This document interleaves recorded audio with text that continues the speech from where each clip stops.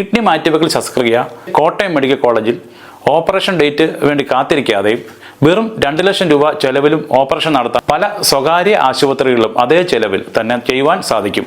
Kottayam medical കോളേജിൽ എല്ലാ ആഴ്ചയിലും ട്രാൻസ്പ്ലാന്റ് നടക്കുന്നുണ്ട്. പക്ഷേ സന്നദ്ധ സംഘടനകൾക്കും രോഗികൾക്കും പ്രിയം ഇപ്പോഴും സ്വകാര്യ ആശുപത്രികളിൽ ട്രാൻസ്പ്ലാന്റ് ചെയ്യാനാണ്. കേരളത്തിൽ ഒരു വർഷം 1000 കിഡ്നി ട്രാൻസ്പ്ലാന്റ് നടക്കുമ്പോൾ 16 എണ്ണം മാത്രമേ മരണാനന്തര അവയവദാനമായി നടക്കുകയുള്ളൂ. ബ്രെയിൻ ഡെഡ് ആയ ഒരു പൊട്ടൻഷ്യൽ ഡോണർ ഒരു ICUവിൽ ഉണ്ടെങ്കിലും ആരോപണവും നിയമ നടപടിയും ഭയന്ന് ഒരു ഡോക്ടറും ബന്ധുക്കളുടെ മരണാനന്തര അവയവദാനം എന്ന വാക്ക് ഉച്ചരിക്കാൻ ധൈര്യപ്പെടാത്ത അവസ്ഥയിലാക്കി. ശസ്ത്രക്രിയയ്ക്ക് 20-25 ലക്ഷവും ആകുമെന്ന് പേടിച്ച് 5-6 ലക്ഷം രൂപയും ഡോണറും കയ്യിലുണ്ടായിട്ടും നിരാശയോടെ ബാക്കി പണം റെഡിയാകാൻ കാത്തിരിക്കുന്നവരാണ് ഈ കണക്കിൽ വഞ്ചിതരാകുന്നത്. നമുക്കറിയാം, നമ്മുടെ നാട്ടിലിപ്പം വൃക്കരോഗികളുടെ എണ്ണം ഒരുപാട് കൂടിയിട്ടുണ്ട്. പ്രത്യേകിച്ചും പല ചെറുപ്പക്കാരായിട്ടുള്ള ആളുകൾക്ക് ഈ വൃക്ക മാറ്റിവെക്കൽ ശസ്ത്രക്രിയ എവിടെയൊക്കെ ചെയ്യും, അതിന് ഏകദേശം എത്ര രൂപ ചെലവാകും എന്നുള്ള കാര്യങ്ങളെ പറ്റി പലർക്കും വലിയ ധാരണയില്ല. താഴ്ന്ന തല റേറ്റിലൊക്കെ ട്രാൻസ്പ്ലാന്റ് ചെയ്യുന്ന ഹോസ്പിറ്റലുകളുണ്ട്. അത് ഗവൺമെന്റിലും ഉണ്ട്, പ്രൈവറ്റിലും ഉണ്ട്. പ്രൈവറ്റിലും ഉണ്ടോ? അതെ, പ്രൈവറ്റിലും ഉണ്ട്. നമ്മൾ കേരളത്തിലെ ഈ സർക്കാർ ഹോസ്പിറ്റൽ ഏതൊക്കെയാണെന്ന് സാറൊന്ന് പറയാമോ? പ്രൈവറ്റ് ഹോസ്പിറ്റൽ കാര്യം പറഞ്ഞില്ല, അത് കേരളത്തിലാണോ കേരളത്തിന് പുറത്താണോ സാർ ഉദ്ദേശിച്ചത്? സിനിമകളൊക്കെ കണ്ടിട്ട് ആളുകൾ വിചാരം പറഞ്ഞാൽ ഈ ഒരാൾ ബ്രെയിൻ ഡെഡ് ആകുക എന്ന് പറഞ്ഞാൽ അതിനകത്ത് ഈ ആശുപത്രിക്കാരുടെയൊക്കെ കളിയുണ്ട്.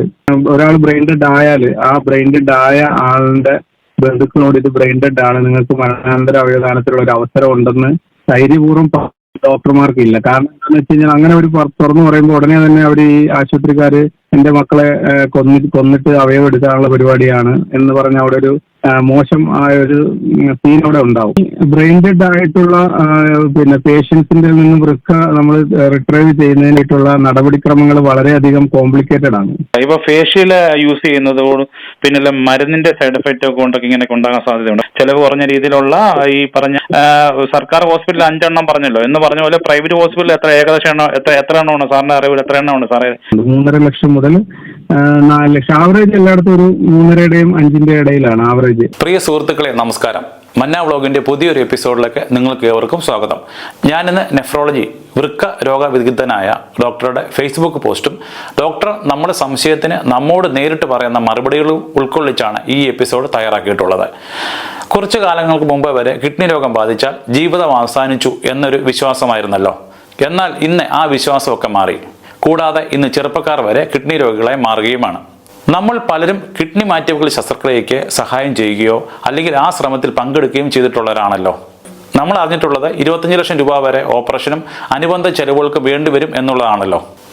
കഴിഞ്ഞ ദിവസം ചെറുപ്പക്കാരനായ ഷബീർ മുഹമ്മദ് എന്ന നെഫ്രോളജിസ്റ്റ് ഡോക്ടറുടെ ഫേസ്ബുക്ക് പോസ്റ്റ് വായിക്കുവാനിടയായി. കിഡ്നി മാറ്റിവെക്കൽ ശസ്ത്രക്രിയ കേരളത്തിലെ സർക്കാർ മെഡിക്കൽ കോളേജുകളിൽ, പ്രത്യേകിച്ച് കോട്ടയം മെഡിക്കൽ കോളേജിൽ ഓപ്പറേഷൻ ഡേറ്റ് വേണ്ടി കാത്തിരിക്കാതെയും വെറും 2 ലക്ഷം രൂപ ചെലവിലും ഓപ്പറേഷൻ നടത്താമെന്ന് അദ്ദേഹം പറഞ്ഞത്. കൂടാതെ പല സ്വകാര്യ ആശുപത്രികളിലും അതേ ചെലവിൽ തന്നെ ചെയ്യുവാൻ സാധിക്കും. അദ്ദേഹം ഇപ്പോൾ ആലപ്പുഴ ജനറൽ ആശുപത്രിയിലും മാവേലിക്കര ജില്ലാ ആശുപത്രിയിലും കൺസൾട്ടന്റ് മെഡിസിനായി സേവനമനുഷ്ഠിക്കുന്നു. ഞാൻ ആദ്യം ഡോക്ടറുടെ ഫേസ്ബുക്ക് പോസ്റ്റുകൾ വായിക്കാം. കൂടാതെ അദ്ദേഹം പല സംശയങ്ങൾക്കും ഫോണിലൂടെ മറുപടി പറയുന്നുമുണ്ട്. ദയവായി സ്കിപ്പ് ചെയ്യാതെ കാണുക. ഡോക്ടറുടെ ആദ്യ ഫേസ്ബുക്ക് പോസ്റ്റ് ഇതാണ്. ഇരുവൃക്കകളും തകരാറിലായ യുവാവിന് വൃക്ക മാറ്റിവെക്കൽ ശസ്ത്രക്രിയയ്ക്ക് 25 ലക്ഷം രൂപ ആവശ്യമുണ്ട്. നല്ലവരായ നാട്ടുകാർ കൈ അയച്ച് സഹായിച്ചാൽ മാത്രമേ സാധുക്കളായ ഈ കുടുംബത്തിന് ഈ തുക കണ്ടെത്തുവാൻ സാധിക്കുകയുള്ളൂ. മേൽപ്പറഞ്ഞ വാചകങ്ങൾ ഫ്ലെക്സിലോ നോട്ടീസിലോ കാണാത്ത മലയാളികൾ കുറവായിരിക്കും. വാസ്തവത്തിൽ ഒരു വൃക്ക മാറ്റിവെക്കൽ ശസ്ത്രക്രിയയ്ക്ക് എത്ര രൂപ ചെലവാകും? നമുക്ക് നോക്കാം. കോട്ടയം മെഡിക്കൽ കോളേജിലെ ഒരു വൃക്ക മാറ്റിവെക്കൽ ശസ്ത്രക്രിയയ്ക്ക് ഏകദേശം 2 ലക്ഷം രൂപയുടെ അടുത്ത് ചെലവ് വരും. ഓപ്പറേഷന് മുമ്പ് വൃക്കദാതാവിനും വൃക്ക സ്വീകരിക്കുന്ന ആൾക്കും ഉള്ള ടെസ്റ്റുകൾക്ക് ഇതിനു പുറമെ ഏകദേശം 1 ലക്ഷം രൂപയോളം ചെലവ് വരും. കൂടാതെ വൃക്ക മാറ്റിവെക്കൽ ഓപ്പറേഷന് ശേഷം മെഡിക്കൽ കോളേജിന് അടുത്ത് വീടെടുത്ത് താമസിക്കുന്നതിന് ചെലവ് ഏകദേശം 1 ലക്ഷം രൂപയും വരും. ഇതെല്ലാം കൂട്ടിയാൽ 4 ലക്ഷം രൂപ. ശസ്ത്രക്രിയയ്ക്ക് ശേഷം 1 വർഷത്തെ മരുന്നുകൾക്ക് എല്ലാം കൂടി 2 ലക്ഷം രൂപയോളം ചെലവ് പ്രതീക്ഷിക്കാം. ഇതെല്ലാം കണക്കിലെടുത്താൽ 1 വർഷത്തെ ചെലവ് 6 ലക്ഷം രൂപ.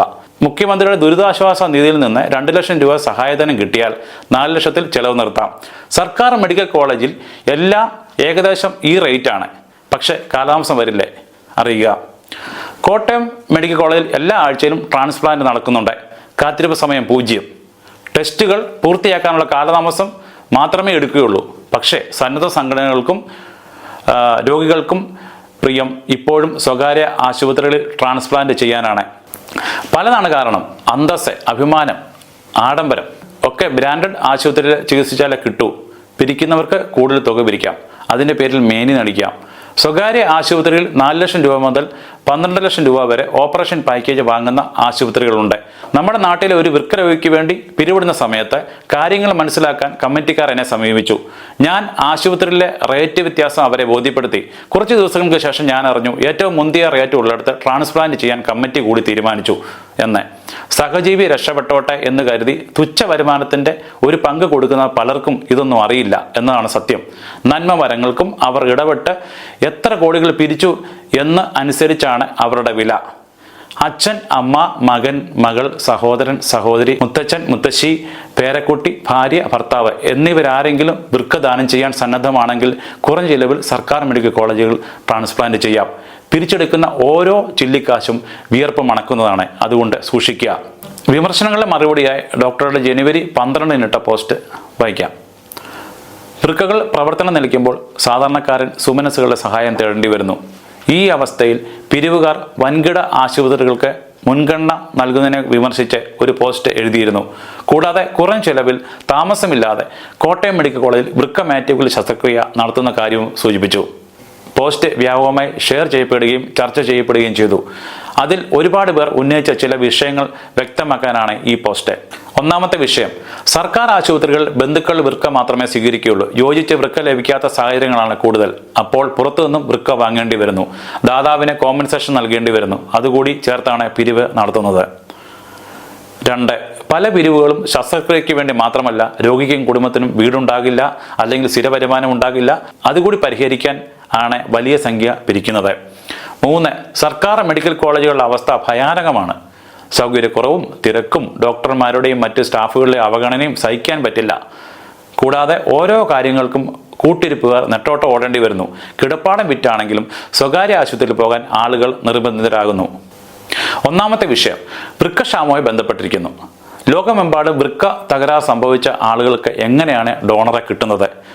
വികസിത രാജ്യങ്ങളിൽ 90% മുകളിൽ വൃക്കകളും മരണാനന്തര അവയവദാനമായിട്ടാണ് ലഭിക്കുന്നത്. 10% താഴെ മാത്രമേ ജീവിച്ചിരിക്കുന്ന ആളുകളുടെ ഡൊണേഷനായുള്ളൂ. അമേരിക്കയിൽ 84%, ചൈനയിൽ 83.5%, ബ്രസീലിൽ 94% ഒക്കെയാണ് മരണാനന്തര അവയവദാനം. എന്നാൽ ഇന്ത്യയിൽ മരണാനന്തര അവയവദാനം 13% മാത്രമാണ്. കേരളത്തിൽ ഒരു വർഷം 1000 കിഡ്നി ട്രാൻസ്പ്ലാന്റ് നടക്കുമ്പോൾ 16 മാത്രമേ മരണാനന്തര അവയവദാനമായി നടക്കുകയുള്ളൂ. 1000 ട്രാൻസ്പ്ലാന്റുകളിൽ 950 സ്വകാര്യ മേഖലയിൽ നടക്കുന്നു. അതിനർത്ഥം വെറും 50 കിഡ്നി മാറ്റിവെക്കൽ ശസ്ത്രക്രിയ മാത്രമേ കേരളത്തിൽ സർക്കാർ മേഖല നടക്കുന്നുള്ളൂ എന്ന് മനസ്സിലാക്കാം. നമ്മുടെ അയൽ സംസ്ഥാനമായ തമിഴ്നാട്ടിൽ കഴിഞ്ഞ വർഷം 536 പേർക്ക് മരണാനന്തര അവയവദാനത്തിലൂടെ വൃക്ക ലഭിച്ചപ്പോൾ നമ്മുടെ നാട്ടിൽ വെറും 16 പേർക്കാണ് ലഭിച്ചത്. ഇത് ഭീകരമായ അവയവക്ഷാമം ഉണ്ടാക്കുന്നു. ബ്ലാക്ക് മാർക്കറ്റിലെ വൃക്ക വിലയും ഉയരുന്നു. ദരിദ്രരായ മനുഷ്യരെ വൃക്ക വിൽക്കുവാനും പിരിവെടുത്ത് അത് വാങ്ങുവാൻ മറ്റൊരു ദരിദ്രനും നിർബന്ധിതമാകുന്നു. ഇടനിലക്കാർ കോടികൾ സമ്പാദിക്കുന്നു. നിയമപ്രകാരം 1 രൂപ പോലും ദാതാവ് വാങ്ങാൻ പാടില്ല. അത് അവയവ കച്ചവടമാണ്. പക്ഷെ മരിക്കാൻ പോകുന്ന ഒരു രോഗി നിയമം നോക്കണമെന്ന് പറയുന്നത് ക്രൂരതയാണ് എന്നറിയാവുന്ന നിയമ സംവിധാനങ്ങൾ പലതും കണ്ടില്ല എന്ന് നടിക്കുന്നു. പൊതുപ്രവർത്തകർ തന്നെ നിയമലംഘനത്തിന് കൂട്ടുനിൽക്കുന്നു. ഇതിന് ഒരു അറുതി വേണമെങ്കിൽ മരണാനന്തര അവയവദാനം കൂടണം. പക്ഷേ ലോകത്ത് മരണാനന്തര അവയവദാനം നടത്താൻ ഇത്രയും പ്രയാസമുള്ള ഒരു നാടില്ല. വാളയാർ ചുരത്തിനിപ്പുറമുള്ള മനുഷ്യരെ മാധ്യമങ്ങളും സിനിമകളും അത്രത്തോളം മുൻവിധിയുള്ളവരാക്കി. നിയമ നിർമ്മിതാക്കൾ ഡോക്ടർമാരെ മരണാനന്തര അവയവദാനം നടത്തുന്നതിൽ നിന്ന് നിർവീര്യമാക്കി. ബ്രെയിൻ ഡെഡ് ആയ ഒരു പൊട്ടൻഷ്യൽ ഡോണർ ഒരു ICUവിൽ ഉണ്ടെങ്കിലും ആരോപണവും നിയമ നടപടിയും ഭയന്ന് ഒരു ഡോക്ടറും ബന്ധുക്കളുടെ മരണാനന്തര അവയവദാനം എന്ന വാക്ക് ഉച്ചരിക്കാൻ ധൈര്യപ്പെടാത്ത അവസ്ഥയിലാക്കി. ഓരോ വർഷവും 100 കണക്കിന് വൃക്കകൾ, കരൾ, ഹൃദയം, ശ്വാസകോശം ഇവയെല്ലാം മണ്ണോട് ചേർന്നു. ഓരോ മരണാനന്തര അവയവദാനം നടക്കുമ്പോഴും സ്വകാര്യ ആശുപത്രികൾ ലക്ഷങ്ങൾ കിട്ടുന്നു എന്നതാണ് മറ്റൊരു പരാതി. ഈ ഓപ്പറേഷനുകളൊക്കെ ഫ്രീ ആയി ചെയ്യണം എങ്കിൽ നമ്മുടെ സർക്കാർ സംവിധാനങ്ങളിലൊക്കെ കോടികൾ പമ്പ് ചെയ്യേണ്ടി വരും. അതിന് നികുതിദായകർ പണം നൽകുമോ? അവരോട് നികുതി ചോദിക്കാൻ രാഷ്ട്രീയ നേതൃത്വം ധൈര്യപ്പെടുമോ? രണ്ടാമത്തെ വിഷയം രോഗികളുടെ പുനരധിവാസമാണ്. ശസ്ത്രക്രിയയ്ക്കായി ജനങ്ങളിൽ നിന്ന് പിരിക്കുന്ന തുക രോഗിയുടെ മറ്റാവശ്യങ്ങൾക്കായി ഉപയോഗിക്കുമ്പോൾ അത് പണം നൽകുന്നവരെ കൂടി അറിയിക്കേണ്ട ബാധ്യതയുണ്ട് എന്ന് മാത്രമേ ഉള്ളൂ ആ വിഷയത്തിൽ പറയാൻ. കാരണം ശസ്ത്രക്രിയയ്ക്ക് 20-25 ലക്ഷവും ആകുമെന്ന് പേടിച്ച് 5-6 ലക്ഷം രൂപയും ഡോണറും കയ്യിലുണ്ടായിട്ടും നിരാശയോടെ ബാക്കി പണം റെഡിയാകാൻ കാത്തിരിക്കുന്നവരാണ് ഈ കണക്കിൽ വഞ്ചിതരാകുന്നത്. സർക്കാർ ആശുപത്രിയിലെ പരിമിതികളും പരാതിയും മാധ്യമ വിചാരണകളും ഒക്കെ നിലനിൽക്കുമ്പോഴും കേരളത്തിലെ 70% വരുന്ന ആളുകളും ചികിത്സയ്ക്ക് ആശ്രയിക്കുന്നത് സർക്കാർ സംവിധാനങ്ങളെയാണ്. കേരളത്തിലെ മൊത്തം ഡോക്ടർമാരുടെ 5% മാത്രമാണ് സർക്കാർ ആശുപത്രികളിൽ പണിയെടുക്കുന്നുള്ളൂ എന്ന് മനസ്സിലാക്കുക. 5% ഡോക്ടർമാർ 70% ചികിത്സിക്കുന്നു. അവരിൽ നിന്നും 30% ചികിത്സിക്കുന്ന 95% ഡോക്ടർമാർ ക്വാളിറ്റി പ്രതീക്ഷിക്കരുത് സാർ. നിങ്ങളുടെ കുടുക്ക പൊട്ടിച്ച് നാണയം എണ്ണുമ്പോൾ നിങ്ങൾ അതിലിടാത്ത 500 രൂപ നോട്ട് പുറത്തു വരുമെന്ന് ഒരിക്കലും പ്രതീക്ഷിക്കരുത്. ആരോഗ്യ മേഖലയിലെ മാനവ വിഭവശേഷി കൂട്ടിയാൽ അത് മികച്ച രീതിയിൽ മാനേജ് ചെയ്താൽ അത്ഭുതങ്ങൾ നടക്കും എന്നതിൽ സംശയമില്ല. ഇനി നമുക്ക് നമ്മുടെ സംശയങ്ങൾ ഡോക്ടറോട് നേരിട്ട് ചോദിക്കാം. ഷബീർ സാറേ നമസ്കാരം, ഞാൻ മന്ന ബ്ലോഗിൽ നിന്നായിരുന്നു. സാറിന്റെ ഫേസ്ബുക്ക് പോസ്റ്റ് ഞാൻ കാണാനിടയായി. അപ്പോൾ സാറേ അതിനെക്കുറിച്ച് ഒന്ന് ജസ്റ്റ് ഞങ്ങളുടെ പ്രേക്ഷകരോടൊന്ന് സംസാരിക്കാമോ? ഞാനൊരു പോസ്റ്റ് ഫേസ്ബുക്കിൽ ഇടാൻ കാരണം നമ്മൾ ദൈനംദിനം നമ്മൾ ഈ കിഡ്നി പേഷ്യൻസുമായിട്ട് ഡീൽ ചെയ്യുന്ന ഒരു ഡോക്ടർ എന്നുള്ള നിലയിലാണ് ഞാൻ ഈ പോസ്റ്റ് ഇട്ടത്. കാരണം നമുക്കറിയാം നമ്മുടെ നാട്ടിലിപ്പം വൃക്കരോഗികളുടെ എണ്ണം ഒരുപാട് കൂടിയിട്ടുണ്ട്. പ്രത്യേകിച്ചും വളരെ ചെറുപ്പക്കാരായിട്ടുള്ള ആളുകൾക്ക് തന്നെ വൃക്കരോഗം ബാധിക്കുന്നുണ്ട്. അപ്പം പലപ്പോഴും ഇത് ഈ ഒരു യാഥാർത്ഥ്യത്തിലേക്ക് ആളുകൾ വന്നു കഴിയുമ്പോഴാണ് ഇവിടെ ഇത്രയധികം ഈ ഓർഗൻ ക്ഷാമമുണ്ട്, അതായത് വൃക്കകൾക്ക് കിട്ടാൻ ഇത്ര ക്ഷാമമുണ്ട് എന്നുള്ളത് മനസ്സിലാകുന്നത്. അപ്പോ സ്വാഭാവികമായിട്ടും ദരിദ്രം അനുഭവിക്കുന്ന ആളുകളൊക്കെ ആകുമ്പോൾ അവർക്ക് ഈ ചികിത്സയുടെ മുമ്പിൽ പകച്ചു വെക്കുകയും മറ്റുള്ള ആളുകളുടെ സഹായം തേടേണ്ടി വരുന്ന സാഹചര്യങ്ങളൊക്കെ ഉണ്ടാവും. പക്ഷെ ഈ ഒരു സാഹചര്യത്തിൽ എന്ത് ചെയ്യണം എന്നറിയാതെ ഒരു ജനങ്ങൾക്കിടയിൽ ഇതിനെപ്പറ്റി ഒരു അവബോധമില്ലാത്തൊരു സാഹചര്യമുണ്ട്. അപ്പോൾ നമുക്ക് എങ്ങനെയാണ് ഈ വൃക്ക മാറ്റിവെക്കൽ ശസ്ത്രക്രിയ എവിടെയൊക്കെ ചെയ്യും, അതിന് ഏകദേശം എത്ര രൂപ ചെലവാകും എന്നുള്ള കാര്യങ്ങളെ പറ്റി പലർക്കും വലിയ ധാരണയില്ല. അപ്പോൾ പലപ്പോഴും ഇവര് ഏറ്റവും ഫേമസ് ആയിട്ടുള്ള ഹോസ്പിറ്റലിൽ തെരഞ്ഞെടുത്ത് പോകുമ്പോൾ അവിടെ അവർക്ക് ഇതിനേക്കാളും വളരെ താഴ്ന്ന റേറ്റിലൊക്കെ ട്രാൻസ്പ്ലാന്റ് ചെയ്യുന്ന ഹോസ്പിറ്റലുകളുണ്ട്. അത് ഗവൺമെന്റിലും ഉണ്ട്, പ്രൈവറ്റിലും ഉണ്ട്. അതെ, പ്രൈവറ്റിലും ഉണ്ട്. ഒരു സ്ഥാപനങ്ങളുണ്ട്, നമുക്ക് റേറ്റ് കുറഞ്ഞ രീതിയിൽ ചെയ്തു കൊടുക്കുന്ന സ്ഥാപനങ്ങളുണ്ട്. അത് അപ്പോൾ ഇതൊന്നും അറിയാതെ പലപ്പോഴും ഈ ആളുകൾ ഇതുപോലുള്ള സ്ഥാപനങ്ങൾ സെലക്ട് ചെയ്യുകയും അവർ വലിയ രീതിയിലുള്ള സാമ്പത്തിക ബാധ്യതയിൽ ആവുകയും ചെയ്യും. അപ്പോൾ അതൊരു യാഥാർത്ഥ്യമാണ്. അപ്പം പണമുള്ള ആളുകളെ സംബന്ധിച്ചിടത്തോളം അവർക്ക് പ്രശ്നമില്ല, കാരണം അവർ എത്ര പണമാണെങ്കിലും അവർക്ക് ചെലവഴിക്കാനുള്ള സാഹചര്യമുണ്ട്. ഇപ്പോൾ നമുക്കറിയാം നമ്മുടെ സ്റ്റേറ്റിലിപ്പം വലിയ രീതിയിൽ പ്രൊമോഷൻ കിട്ടുന്ന ഒരു സംഗതിയാണ് ഈ ഹെൽത്ത് ടൂറിസം. കാരണം പുറത്തുള്ള വിദേശ രാജ്യങ്ങളിൽ നിന്നുള്ള പൗരന്മാരൊക്കെ നമ്മുടെ നാട്ടിൽ വന്ന് ചികിത്സയിൽ പോകുമ്പോൾ അവർക്ക് എത്ര പണം വേണമെങ്കിലും ചെലവഴിക്കാൻ അവർക്ക് മടിയില്ല. കാരണം അവരുടെ നാട്ടിലെ കമ്പയർ ചെയ്യുമ്പോൾ നമ്മളിവിടെ വളരെ ചീപ്പാണ് നമ്മുടെ ആരോഗ്യ സംവിധാനം. നമ്മളിവിടെ ഏറ്റവും ടോപ്പ് എന്ന് പറയുന്ന ആശുപത്രികൾ പോലും അവരെ സംബന്ധിച്ചിടത്തോളം അവിടുത്തെ ആശുപത്രികളാണ് ചീപ്പാണ്. അവരെ സംബന്ധിച്ചിടത്തോളം ഒരു പ്രശ്നമില്ല. പക്ഷെ നമ്മളെ സാധാരണക്കാരെ സംബന്ധിച്ചിടത്തോളം അതൊരു വലിയ റേറ്റ് ആണ് അവിടെ ഈടാക്കുന്നത്. അപ്പോൾ പലപ്പോഴും ഈ തരത്തില് ആളുകൾ ഈ ഹോസ്പിറ്റലുകൾ തിരഞ്ഞെടുക്കുന്ന കാര്യത്തിൽ ഈ അജ്ഞതയുണ്ട്. അതായത് ഏതൊക്കെ ആശുപത്രികളിൽ ചെലവ് കുറഞ്ഞ രീതിയിൽ ചെയ്യുമെന്നുള്ള കാര്യത്തെ പറ്റിയിട്ട് പലർക്ക് അജ്ഞതയുണ്ട്. ഇപ്പൊ ഗവൺമെന്റ് സംവിധാനത്തിൽ ഇത്രയും ചീപ്പായിട്ട് സൗജന്യ നിരക്കിൽ ചെയ്യുന്നെന്നുള്ള കാര്യം പലർക്കും ഈ ഒരു പോസ്റ്റ് കണ്ടതോടുകൂടിയാണ് അറിയാൻ സാധിച്ചത്. അതെ അതെ സാറേ, ചോദിച്ചോട്ടെ സാറേ, നമ്മൾ കേരളത്തിലെ ഈ സർക്കാർ ഹോസ്പിറ്റൽ ഏതൊക്കെയാണെന്ന് സാറൊന്ന് പറയാമോ? മെഡിക്കൽ കോളേജ് ആണോ എങ്ങനെയാണെന്ന് പറയാം. ട്രാൻസ്പ്ലാന്റ് ചെയ്യുന്ന ആശുപത്രികൾ നിലവിലിപ്പോ കേരളത്തിൽ ട്രാൻസ്പ്ലാന്റ് ചെയ്യുന്ന ആശുപത്രികൾ തിരുവനന്തപുരം, കോഴിക്കോട്, കോട്ടയം, ആലപ്പുഴ, നാല് മെഡിക്കൽ കോളേജുകളുണ്ട്. മെഡിക്കൽ കോളേജിൽ എറണാകുളം ജനറൽ ആശുപത്രിയിലും ട്രാൻസ്പ്ലാന്റ് ചെയ്യുന്നുണ്ട്. അപ്പൊ 5 ഹോസ്പിറ്റലുകളിൽ സർക്കാർ സംവിധാനത്തിൽ നമുക്ക് ട്രാൻസ്പ്ലാന്റ് ചെയ്യാൻ സാധിക്കും അല്ലേ? ചെയ്യുന്നുണ്ട്. അപ്പൊ നമ്മുടെ അടുത്തുള്ള ആശുപത്രികളിൽ ഏറ്റവും പെട്ടെന്ന് ട്രാൻസ്പ്ലാന്റ് നടക്കുന്ന ആശുപത്രി എന്നുള്ള നിലയിലാണ് നമ്മൾ കോട്ടയത്തിന്റെ കാര്യം പറഞ്ഞത്. ഓക്കെ സാർ, ഒരു കാര്യം ചോദിച്ചോട്ടെ, അടുത്തൊരു ക്വസ്റ്റ്യൻ ചോദിച്ചോട്ടെ. നമുക്കിപ്പോ സാറ് പ്രൈവറ്റ് ഹോസ്പിറ്റൽ കാര്യം പറഞ്ഞില്ല, അത് കേരളത്തിലാണോ കേരളത്തിന് പുറത്താണോ സാർ ഉദ്ദേശിച്ചത്? ആ ഹോസ്പിറ്റൽ ഉണ്ടെന്ന് പറയുന്നത് കേരളത്തിൽ തന്നെ നമുക്ക് ഏകദേശം ഗവൺമെന്റിന്റെ റേറ്റിനോട് അടുപ്പിച്ച് ചെയ്യുന്ന ആശുപത്രികളുണ്ട് കേരളത്തിൽ തന്നെ. ഇപ്പൊ നമ്മളൊരു ഗവൺമെന്റ് ഡോക്ടർ എന്നുള്ള നിലയിൽ നമ്മൾ അതിന്റെ ഒരു പേരുകൾ വെളിപ്പെടുത്തുന്നതിനകത്ത് ഒരു ഉണ്ട്. അത് നമ്മൾ അവർക്കൊരു പരസ്യം ചെയ്യുന്ന പോലെ ഒരു ഇത് വരാതിരിക്കാൻ വേണ്ടി ഞാനത് പറയുന്നില്ല. പക്ഷെ നമ്മൾ പേഷ്യൻസിനോട് നേരിട്ട് നമ്മളോട് സംസാരിക്കുമ്പോൾ നമ്മൾ അത്തരം ആശുപത്രികളെ പറ്റി നമ്മൾ അവർക്ക് സാർ റെഫർ ചെയ്യാറുണ്ട് അല്ലേ? ഹോസ്പിറ്റലിൽ റെഫർ ചെയ്യാറില്ല. അവർക്ക് നമ്മൾ ഇൻഫർമേഷൻ പാസ് ചെയ്യും. അത് കഴിഞ്ഞ് പേഷ്യൻസിന്റെ ഡിസിഷൻ ആണ് എവിടെയാണ് അവർ സെലക്ട് ചെയ്യേണ്ടതെന്നുള്ളത്.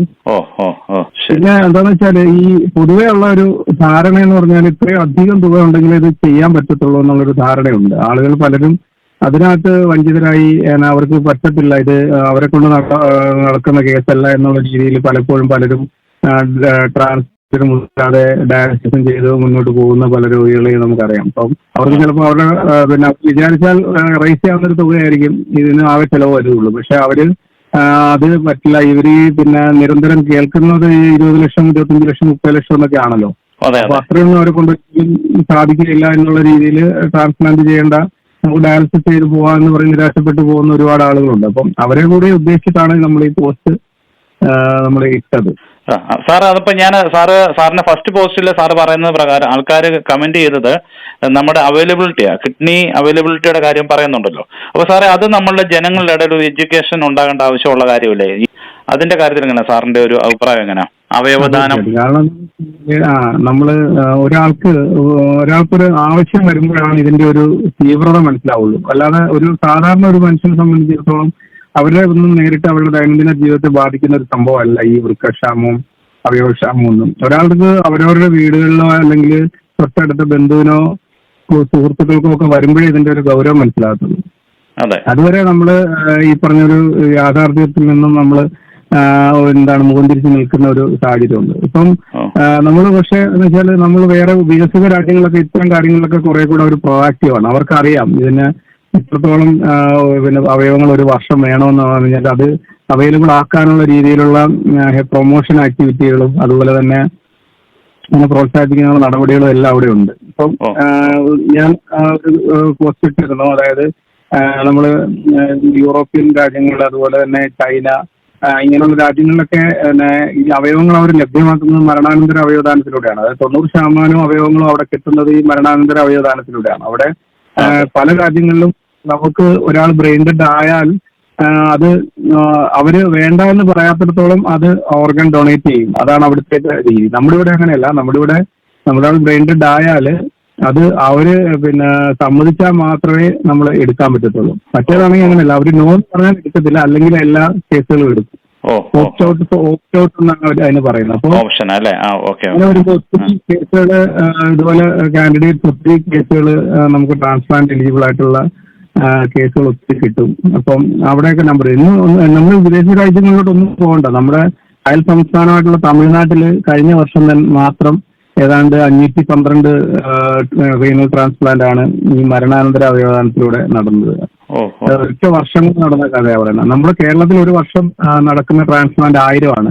അപ്പൊ നമുക്കറിയാം ഏകദേശം ഇതേ രീതിയിൽ നമ്മൾ കേരളത്തിലും കൊണ്ടുവന്നു കഴിഞ്ഞാൽ നമുക്ക് ഏകദേശം നമുക്ക് 500 കിട്ടിയില്ലെങ്കിൽ ഒരു 300 ട്രാൻസ്പ്ലാന്റെങ്കിലും ആ രീതിയിൽ നടക്കും. അപ്പൊ അത്രയും നമുക്ക് ഈ വൃക്കക്ഷാമത്തിന് അത്രയും ഒരു പരിഹാരം നമുക്ക് കണ്ടെത്താൻ സാധിക്കും. ഇപ്പം നമുക്ക് ഈ ജീവിച്ചിരിക്കുന്ന ആളുകളുടെ വൃക്ക എടുത്ത് വെക്കുമ്പോഴാണല്ലോ ഈ പ്രശ്നമുള്ളത്. അതായത് അവരുടെ കാശ് കൊടുത്ത് വൃക്ക വാങ്ങുക, ഈ സാമ്പത്തികമായിട്ട് പിന്നോക്കം നിൽക്കുന്ന ആളുകളെ ഇടനിലക്കാർ ചൂഷണം ചെയ്യുക, അത്തരത്തിലുള്ള പ്രശ്നങ്ങളൊക്കെ വരുന്നത് അന്നേരമാണല്ലോ. അപ്പൊ ഈ വൃക്കക്ഷാമം കുറയുകയാണെങ്കിൽ ഈ ഇത്തരത്തിലുള്ള ചൂഷണങ്ങൾ ഒരു നല്ലൊരു പരിധിവരെ നമുക്ക് കുറച്ചു കൊണ്ടുവരാൻ സാധിക്കും. സാർ ഒരു കാര്യം ചോദിച്ചോട്ടെ സാർ, ഇപ്പൊ തമിഴ്നാട് സർക്കാരിന്റെ കാര്യം പറഞ്ഞല്ലോ. അപ്പൊ അവിടെ എന്തോ അവര് പ്രധാനം നമ്മൾ കേരളമായിട്ട് വ്യത്യസ്തമായിട്ട് അവർ ചെയ്യുന്ന എന്തോ ഡൊണേഷന്റെ കാര്യത്തിൽ എന്താ അവർ ചെയ്യുന്നത് സാർ ഇപ്പൊ പറഞ്ഞല്ലോ? അതെ, കേരളത്തിലെയും തമിഴ്നാട്ടിലെയും വ്യത്യാസം എന്ന് പറഞ്ഞാൽ കേരളത്തിലെയും തമിഴ്നാട്ടിലെയും ജനങ്ങൾ രണ്ട് രീതിയിലാണ് ചിന്തിക്കുന്നത്. കേരളത്തിലെ ജനങ്ങൾ ചിന്തിക്കുന്നത് എങ്ങനെയാണെന്ന് വെച്ചാൽ ഈ പല നമ്മളിപ്പോ സിനിമകളൊക്കെ കണ്ടിട്ട് ആളുകൾ വിചാരമെന്ന് പറഞ്ഞാൽ ഈ ഒരാൾ ബ്രെയിൻ ഡെഡ് ആകുക എന്ന് പറഞ്ഞാൽ അതിനകത്ത് ഈ ആശുപത്രിക്കാരുടെയൊക്കെ കളിയുണ്ട്. അവര് പിന്നെ മരിക്കുന്ന ആളുകളെ ബ്രെയിൻ ഡെഡ് ആണെന്നും പറഞ്ഞ് അവരുടെ വൃക്കകളൊക്കെ മോഷ്ടിക്കുക അല്ലെങ്കിൽ അവയവങ്ങളൊക്കെ മോഷ്ടിച്ച് ആളുകൾക്ക് കൊടുക്കുന്ന ഇതൊരു ഒരു ഇല്ലീഗൽ ആയിട്ടുള്ളതോ അല്ലെങ്കിൽ ഒരു പ്രോത്സാഹിപ്പിക്കേണ്ടതല്ലാത്ത അല്ലെങ്കിൽ ഒരു വെറുക്കപ്പെടേണ്ട ഒരു സംഗതി എന്നുള്ള നിലയിലാണ് കേരളത്തിലെ ജനങ്ങളുടെ ഒരു മനോഭാവം. അതുകൊണ്ട് തന്നെ എന്താണെന്ന് വെച്ച് കഴിഞ്ഞാൽ ഈ രീതിയിൽ ഒരു ആക്ഷേപാർഹമായ ഒരു കാര്യം ചെയ്യുന്നത് എന്നുള്ള നിലയിലാണ് പൊതുവെ ആളുകളുടെ ഒരു മനോഭാവം. കാരണം എന്ന് വെച്ചാൽ അവർ അത്രയും നിരന്തരം ഈ ഇവർക്ക് സിനിമകളിലൂടെയും ഈ സോഷ്യൽ മീഡിയകളിലൂടെയും ഒക്കെ കിട്ടുന്ന ഒരു അതുപോലെ നമ്മുടെ പൊതു ബോധം അങ്ങനെ ഉറച്ചുപോയി. അതായത് ഇത് ഈ മരണാനന്തര അവയവദാനം എന്ന് പറയുന്ന സ്ഥാനം ഒരു വെറുക്കപ്പെടേണ്ട സംഗതിയാണ് എന്നുള്ള നിലയിൽ അവരുടെ പൊതുബോധം ഉറച്ചുപോയി. അത് കാരണം എന്താണെന്ന് വെച്ചാൽ ഈ നമ്മുടെ നാട്ടില് ഗവൺമെന്റിനൊക്കെ നല്ല രീതിയിൽ ഇതിനുവേണ്ടി പ്രോത്സാഹിപ്പിക്കാനുള്ള നയങ്ങളുണ്ട്. പക്ഷെ പ്രായോഗിക തലത്ത് വരുമ്പം ഈ ഒരാൾ ബ്രെയിൻ ഡെഡ് ആയാൽ ആ ബ്രെയിൻ ഡെഡ് ആയ ആളുടെ ബന്ധുക്കളോട് ഇത് ബ്രെയിൻ ഡെഡ് ആണ്, നിങ്ങൾക്ക് മരണാനന്തര അവയവദാനത്തിലുള്ള ഒരു അവസരം ഉണ്ടെന്ന് ധൈര്യപൂർവ്വം ഡോക്ടർമാർക്ക് ഇല്ല. കാരണം എന്താണെന്ന് വെച്ച് കഴിഞ്ഞാൽ അങ്ങനെ ഒരു തുറന്നു പറയുമ്പോൾ ഉടനെ തന്നെ അവർ ഈ ആശുപത്രിക്കാർ എന്റെ മക്കളെ കൊന്നിട്ട് അവയവം എടുക്കാനുള്ള പരിപാടിയാണ് എന്ന് പറഞ്ഞ അവിടെ ഒരു മോശം ആയ ഒരു സീൻ അവിടെ ഉണ്ടാവും. കാരണം ഇത് പറയുന്ന ഡോക്ടേഴ്സ് പലപ്പോഴും ഈ ബ്രെയിൻ ഡെഡ് ആണെങ്കിൽ പോലും അത് ഡിക്ലെയർ ചെയ്യാറില്ല. കാരണം വെറുതെ അവർക്ക് ഒരു ആക്ഷേപാർഹമായിട്ടുള്ള കാര്യങ്ങൾ ഉണ്ടാകുന്ന അവർക്ക് താല്പര്യമില്ല. തന്നെയല്ല, വേറൊരു കാര്യമുള്ളതെന്ന് വെച്ച് കഴിഞ്ഞാൽ കേരളത്തിലെ ഈ പറഞ്ഞ രീതിയിൽ ആക്ഷേപങ്ങൾ വന്നതോടുകൂടി നമ്മുടെ ഹൈക്കോടതി അതുപോലെ തന്നെ നമ്മുടെ കേരള ഗവൺമെന്റും വളരെ ശക്തമായിട്ട് ഇത് ഇത്തരത്തിൽ ബ്രെയിൻ ഡെത്തിന്റെ വിഷയത്തിൽ യാതൊരു തരത്തിലുള്ള ഉറപ്പുവരുത്താൻ വേണ്ടി വളരെ ശക്തമായിട്ടുള്ള സംവിധാനങ്ങളാണ് ഉണ്ടാക്കി വെച്ചിരിക്കുന്നത്. ഒന്നും കൂടെ ഇടയ്ക്ക് വോയിസ് ബ്രേക്ക് ആയിരുന്നു. ഒന്നുകൂടെ സാർ ഒന്നുകൂടെ പറയാമോ? കേരള ഗവൺമെന്റ് ഹൈക്കോടതിയും കൂടെ അത് ക്ലിയർ അല്ല, ഒന്നുകൂടെ പറയാം. ഹൈക്കോടതിയും ഈ ബ്രെയിൻ ഡെഡ് ആയിട്ടുള്ള പേഷ്യൻസിന്റെ നിന്ന് വൃക്ക നമ്മൾ റിട്രൈവ് ചെയ്യുന്നതിന് വേണ്ടിയിട്ട് അല്ലെങ്കിൽ മറ്റുള്ള അവയവങ്ങൾ നമ്മൾ കളക്ട് ചെയ്യുന്നതിന് വേണ്ടിയിട്ടുള്ള നടപടിക്രമങ്ങൾ വളരെയധികം കോംപ്ലിക്കേറ്റഡ് ആണ് കേരളത്തില്. കാരണം എന്താണെന്ന് വെച്ച് കഴിഞ്ഞാൽ ഇവിടെ നമുക്ക് ഒരു വൃക്ക കിട്ടിയില്ലെങ്കിൽ സാരമില്ല, പക്ഷെ ഒരാളിന് ബ്രെയിൻ ഡെഡ് ഒരു വൃക്ക എടുക്കാൻ പാടില്ല, മനസ്സിലായില്ലേ? ആ നിലയില് പിന്നെ അവരുടെ താല്പര്യങ്ങൾ സംരക്ഷിച്ചുകൊണ്ടുള്ള വളരെ സ്ട്രോങ് ആയിട്ടുള്ള ഒരു നയം കേരളത്തിലുണ്ട്. കാരണം ഇത്തരത്തിലുള്ള പരാതികളും ഇത് വന്നതോടുകൂടി കുറെ കൂടി അക്കാര്യത്തിൽ വിജിലൻസ് പ്രകടിപ്പിച്ചു. പക്ഷെ അങ്ങനെ വിജിലൻസ് വന്നതോടുകൂടി എടുക്കുന്നതിനുള്ള പ്രവണത കാര്യമായുള്ള രീതിയിൽ കുറഞ്ഞു. സാർ ഒരു കാര്യം ചോദിച്ചോട്ടെ, സാറിന്റെ എക്സ്പീരിയൻസ് സാർ നേരത്തെ പറഞ്ഞല്ലോ, ചെറുപ്പക്കാരുടെ ഇടയിൽ ഇപ്പോൾ കിഡ്നി രോഗം കൂടുതൽ കാണപ്പെടുന്നെന്ന് സാറ് പറഞ്ഞല്ലോ. അപ്പൊ അതിനുള്ള മൂല കാരണം എന്തായിരിക്കും സാറേ? അവരുടെ ഫുഡിന്റെ ആണോ, എന്താ ജീവിതശൈലിയാണോ, എന്താ സാറെന്ന് ഒന്ന് പറയാമോ സാറേ? നമ്മൾ പൊതുവെ നമ്മുടെ സമൂഹത്തില് കിഡ്നി രോഗം ഇത്രയും കൂടാനുള്ള കാരണം തീർച്ചയായിട്ടും ജീവിതശൈലിയാണ്. അതോടൊപ്പം തന്നെ രണ്ടാമതൊരു കാരണം എന്ന് വെച്ചാൽ മുൻപ് കാലഘട്ടത്തില് നമുക്ക് പല രോഗങ്ങൾ വന്നാലും അതിന് ചികിത്സയില്ലായിരുന്നു. അതായത് നമുക്ക് അവരുടെ ജീവൻ നിലനിർത്തി മുന്നോട്ട് കൊണ്ടുപോകാൻ പറ്റുന്ന ഒരു സാഹചര്യം ഇല്ലായിരുന്നു. ഇപ്പം നമ്മൾ 80കളിലൊക്കെ ഒരാൾക്ക് വൃക്കരോഗം വന്നു കഴിഞ്ഞാൽ അയാള് ആശുപത്രിയിൽ അഡ്മിറ്റ് ചെയ്ത് അയാൾ മരിക്കുക എന്നുള്ളതേ ഉള്ളൂ. പക്ഷെ ഇപ്പോഴും നമ്മളെ സംബന്ധിച്ചിടത്തോളം ഇപ്പോൾ എല്ലാ മുക്കിലും മൂലയിലും ഡയാലിസിസ് യൂണിറ്റുകളുണ്ട്. അവരെ നിലനിർത്തിക്കൊണ്ട് മുന്നോട്ട് പോകാൻ സാധിക്കും. അപ്പോൾ ഈ മൊത്തത്തിൽ വരുമ്പോൾ വൃക്കരോഗികളുടെ എണ്ണം സമൂഹത്തിൽ കൂടും. രണ്ടാമത്തേത് ഞാൻ പറഞ്ഞതുപോലെ ജീവിതശൈലി രോഗങ്ങൾ മൂലം വൃക്കരോഗികളായിട്ട് മാറുന്ന ആളുകളുടെ എണ്ണം കൂടിയിട്ടുണ്ട്. കാരണം ജീവിതശൈലി രോഗങ്ങളുടെ എണ്ണം ഒത്തിരി കൂടിയിട്ടുണ്ട്. അതിന്റെ പ്രൊപ്പോർഷനേറ്റ് ആയിട്ട് അതുമൂലം ഈ ടാർഗറ്റ് ഓർഗൻ ഡാമേജുകൾ വരുന്ന ആളുകൾ, അതായത് വൃക്കരോഗം അതുപോലെ ഹാർട്ടിന് അസുഖം ഇങ്ങനത്തെയുള്ള അസുഖങ്ങളൊക്കെ വരുന്നവരുടെ എണ്ണം സമൂഹത്തിൽ ഒത്തിരി കൂടിയിട്ടുണ്ട്. പിന്നെ അതുപോലെ സാർ ഒരു കാര്യം ചോദിച്ചോട്ടെ, ഇപ്പൊ ഫേഷ്യൽ യൂസ് ചെയ്യുന്നതോട് പിന്നെ മരുന്നിന്റെ സൈഡ് എഫക്റ്റ് ഒക്കെ കൊണ്ടൊക്കെ ഇങ്ങനെയൊക്കെ ഉണ്ടാകാൻ സാധ്യതയുണ്ട്. കഴിഞ്ഞ ദിവസം ഒരു ഫേസ്ബുക്ക് പോസ്റ്റ് കിടക്കുന്നുണ്ടായിരുന്നു, അങ്ങനെ എന്തെങ്കിലും സാധ്യതയുണ്ടോ? അതെ, അതായത് ചില ഫേസ് ക്രീമുകളുണ്ട്. ഈ ഫേസ് ക്രീമുകളിനകത്ത് ഹെവി മെറ്റൽസ് ഉണ്ട്. ഈ ഹെവി മെറ്റലുകളൊക്കെ കിഡ്നിക്ക് വളരെയധികം ദോഷമായിട്ട് വരുന്ന സാധനമാണ്. അപ്പോൾ ഇതൊക്കെ യൂസ് ചെയ്യുന്ന ആളുകളിൽ ഈ പ്രോട്ടീൻ യൂസ് ചെയ്യുന്ന തരത്തിലുള്ള കിഡ്നി ഡിസീസും ഒക്കെ വരുന്നതായിട്ടും വൃക്ക ഫെയിലർ വരുന്നതായിട്ടും ഒക്കെ പഠനങ്ങൾ ഇപ്പം പുറത്തു വന്നുകൊണ്ടിരിക്കുകയാണ്. നമ്മൾ കേരളത്തിൽ നിന്നാണ് ഏറ്റവും കൂടുതൽ അത്തരം കേസുകൾ ഇപ്പം റിപ്പോർട്ട് ചെയ്തിരിക്കുന്നത്. കാരണം ഈ നമ്മുടെ നാട്ടിൽ അനധികൃതമായിട്ട് ഉള്ള കുറച്ച് ഈ പ്രോഡക്റ്റുകൾ ഓൺലൈൻ മാർക്കറ്റിംഗ് വഴി പ്രൊമോട്ട് ചെയ്യുന്ന ക്ലിനിക്കൽ സ്റ്റഡി ഒന്നും നടത്താത്ത കുറെ പ്രോഡക്റ്റുകൾ മാർക്കറ്റ് ചെയ്യുന്നുണ്ട്. ശരി, ഇതൊക്കെ വാങ്ങിച്ച് ഇതിന് പെട്ടെന്ന് റിസൾട്ട് കിട്ടുമെന്നും പറഞ്ഞുകൊണ്ടാണ് ആളുകൾ യൂസ് ചെയ്യുന്നത്.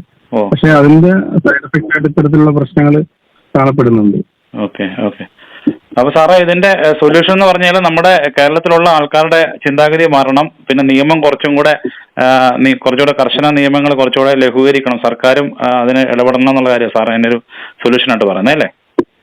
തീർച്ചയായിട്ടും. കാരണം എന്ന് വെച്ചാൽ ഇതിനകത്ത് ഈ മരണാനന്തര അവയവദാനത്തിന് വേണ്ടി സന്നദ്ധമാകുന്ന പിന്നെ അതിനകത്ത് ഈ ഓർഗൻ റിട്രൈവൽ എന്ന് പറയുന്ന പ്രോസസ്സ് കുറച്ചുകൂടി ലളിതമാക്കണം.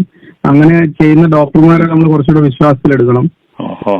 പിന്നെ അതുപോലെ സാർ ഒരു കാര്യം ചോദിച്ചോട്ടെ സാറേ, നമുക്ക് ഹോസ്പിറ്റലിൽ സാറിപ്പം ചെലവ് കുറഞ്ഞ രീതിയിലുള്ള ഈ പറഞ്ഞ ട്രാൻസ്പ്ലാന്റ് ചെയ്യാൻ പറ്റുന്ന ഹോസ്പിറ്റൽ ഏകദേശം എത്ര എണ്ണം കാണും? സർക്കാർ ഹോസ്പിറ്റലിൽ 5 എണ്ണം പറഞ്ഞല്ലോ. എന്ന് പറഞ്ഞ പോലെ പ്രൈവറ്റ് ഹോസ്പിറ്റലിൽ എത്ര എണ്ണമാണ് സാറിന്റെ അറിവിൽ? എത്ര എണ്ണമാണ് സാറേ കേരളത്തിലെ?